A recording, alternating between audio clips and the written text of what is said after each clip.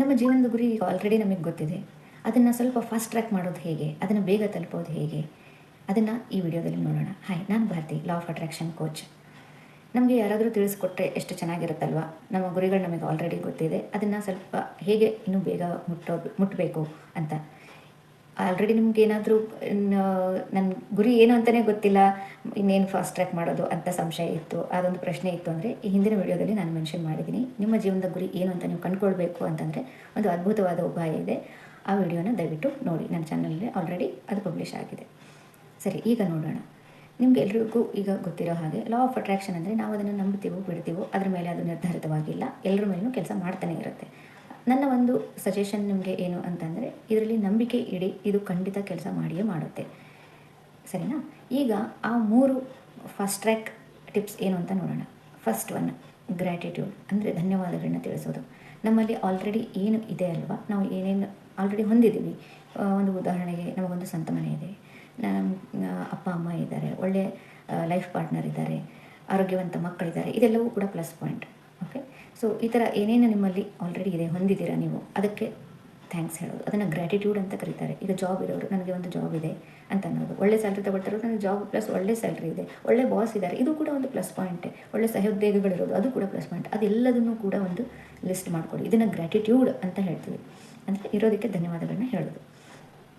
ಎರಡನೇದು ಅಫರ್ಮೇಷನ್ಸ್ ಅಂತ ಹೇಳ್ಕೊಳ್ತೀವಿ. ಇದು ಇಂಪಾರ್ಟೆಂಟ್ ಯಾಕಾಗುತ್ತೆ ಅಂತಂದರೆ, ಇದು ನಿಮಗೆ ಇನ್ನೂ ಸಿಕ್ಕಿರಲ್ಲ. ನಿಮ್ಮ ಗುರಿಗಳನ್ನ ನೀವು ಆಲ್ರೆಡಿ ಕಂಡುಕೊಂಡಿದ್ದೀರ ಅಲ್ವಾ, ಕೊನೆ ವಿಡಿಯೋದಲ್ಲಿ ನೋಡಿಬಿಟ್ಟು.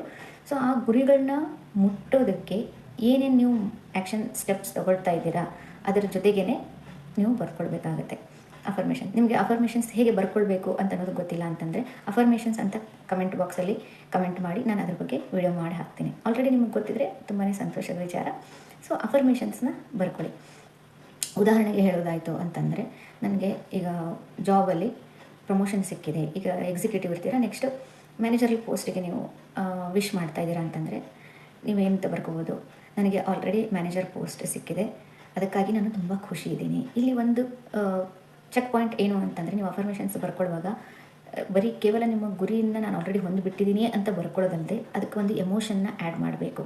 ಈಗ ನಿಮಗೆ ಮ್ಯಾನೇಜರ್ ಪೋಸ್ಟ್ ಸಿಕ್ಕಾಗಿದೆ, ನೀವು ಹೇಗೆ ಫೀಲ್ ಮಾಡ್ತೀರಾ, ಅದನ್ನ ಸಕ್ಸಸ್ಫುಲ್ ಅಂತ ಫೀಲ್ ಮಾಡ್ತೀರಾ, ಖುಷಿ ಆಗ್ತೀರಲ್ವ, ಎಕ್ಸೈಟ್ ಆಗ್ತೀರಲ್ವ, ಜೊತೆಗೆ ಸ್ವಲ್ಪ ಎಲ್ಲೋ ಒಂದು ಕಡೆ ಭಯನೂ ಇರುತ್ತೆ, ಜವಾಬ್ದಾರಿಯುತ ಕೆಲಸ ಅಂತ, ಆದರೆ ಹೆಚ್ಚಿನ ಶೇಕಡ ನೀವು ಸಂತೋಷವಾಗಿರ್ತೀರಲ್ವ.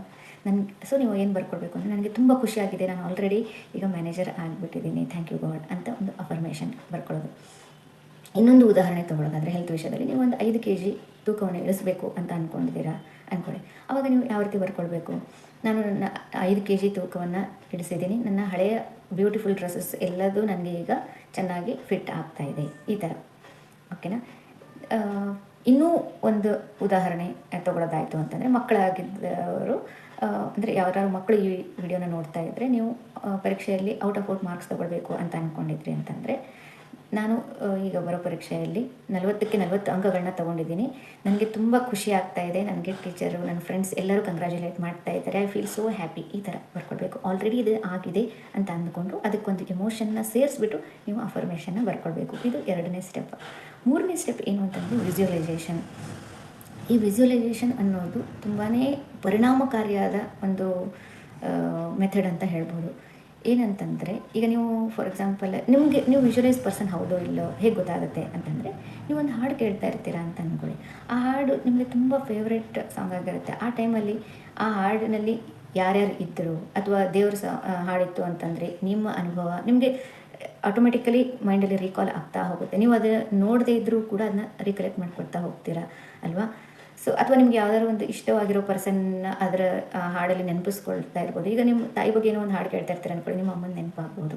ಸೊ ನಿಮಗೆ ಕಣ್ಣಿಗೆ ಕಾಣ್ತಿದ್ರು ಕೂಡ ನಿಮ್ಮ ಮೈಂಡಲ್ಲಿ ಏನು ಆ ರೆಕಾರ್ಡ್ ಓಡ್ತಾ ಇರುತ್ತೆ ಅಲ್ವಾ, ಆ ಒಂದು ಪಿಕ್ಚರ್ ಏನು ಓಡ್ತಾ ಇರುತ್ತೆ ಅಲ್ವಾ, ಅದನ್ನು ವಿಜುವಲೈಸೇಷನ್ ಅಂತ ಹೇಳ್ತಾರೆ. ಇದು ಲಾ ಆಫ್ ಅಟ್ರಾಕ್ಷನಲ್ಲಿ ಒಂದು ತುಂಬ ಪರಿಣಾಮಕಾರಿಯಾದಂಥ ಒಂದು ಮೆಥಡ್. ಓಕೆನಾ?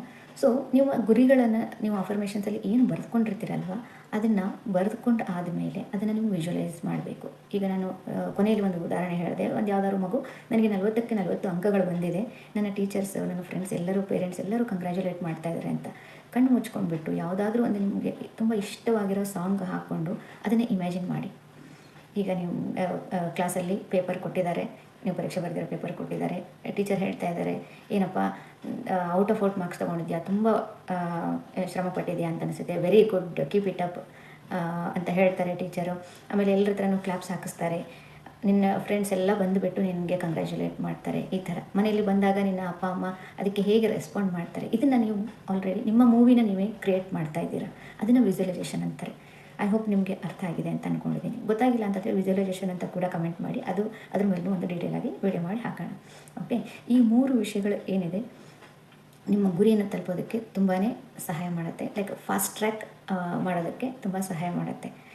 ನೀವು ಹೀಗೇ ಲಾ ಆಫ್ ಅಟ್ರಾಕ್ಷನ್ ಬಗ್ಗೆ ಇನ್ನೂ ಹೆಚ್ಚು ಹೆಚ್ಚು ವಿಷಯಗಳನ್ನ ತಿಳಿದುಕೊಳ್ಬೇಕು, ಇನ್ನೂ ಅದ್ರ ಬಗ್ಗೆ ತರಬೇತಿ ತಗೊಳ್ಬೇಕು ಅಂತ ಅಂದರೆ ನನ್ನ ಚಾನಲ್ನಲ್ಲಿ ವಾಟ್ಸಪ್ ಲಿಂಕನ್ನು ಮೆನ್ಷನ್ ಮಾಡಿದ್ದೀನಿ. ನೀವು ಆ ಗ್ರೂಪಿಗೆ ಜಾಯ್ನ್ ಆಗ್ಬೋದು. ನಮ್ಮ ಅಪ್ಕಮಿಂಗ್ ವೆಬಿನಾರ್ಸ್ ಏನಿರುತ್ತೆ ಅದಕ್ಕೆ ನಿಮಗೆ ಸೇರ್ಕೊಳ್ಳೋದಕ್ಕೆ ಅವಕಾಶ ಇರುತ್ತೆ. ದಯವಿಟ್ಟು ನನ್ನ ಚಾನಲ್ನ ಸಬ್ಸ್ಕ್ರೈಬ್ ಮಾಡಿ, ಇನ್ಸ್ಟಾಗ್ರಾಮಲ್ಲಿ ಫಾಲೋ ಮಾಡಿ. Thanks for watching.